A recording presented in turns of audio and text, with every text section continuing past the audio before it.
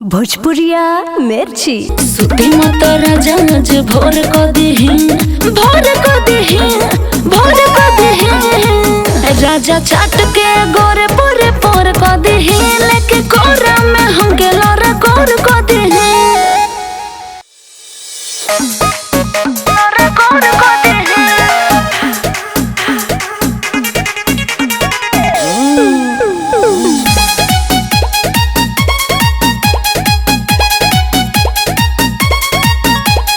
लौका तने के कुछ बाटे अंधार हो ना जाने कहाँ अजुराई लौजार हो और कने फंस गइल लौजार हो। लौका तने के कुछ बाटे अंधार हो ना जाने कहाँ अजुराई लौजार हो। रुका बारी के बतिया अजोर कर दही राजा चाट के गोरे पूरे पोरे को दिही लेके कोरा में हम के लोरा कोर को दिही सुती मत राजा भोर को दिही भोर को दिही भोर को दिही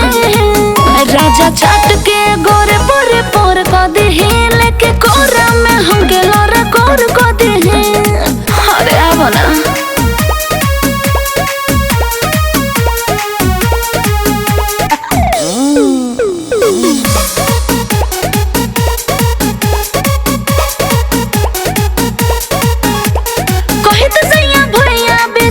हम चटाई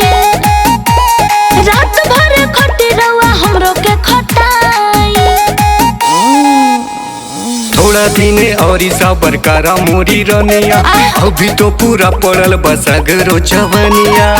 तोहे 24 कैरेट सोना पियोर को दही सुनी चाट के गोरे पूरे पोरे को दिही लेके कोरा में हम के लोरा कोर को दिही सुती मत राजा भोर को दिही भोर को दिही भोर को दिही राजा चाट के गोरे पूरे पोर को दिही लेके कोरा में हम के लोरा कोर को दिही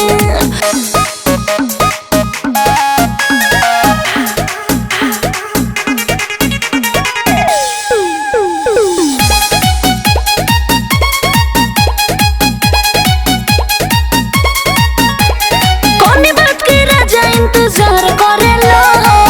बोला काहे लपक नहीं हमर कोमरिया धरेला काहे आ जाए दिल जानी हमरा से दूली पट जा लाशा के जैसन छतिया से हमरा हसट जा चुम्मा लेके तो हसुगनियन ठोर को दही ए जी सुने चाट के गोरे पूरे पोरे को दिही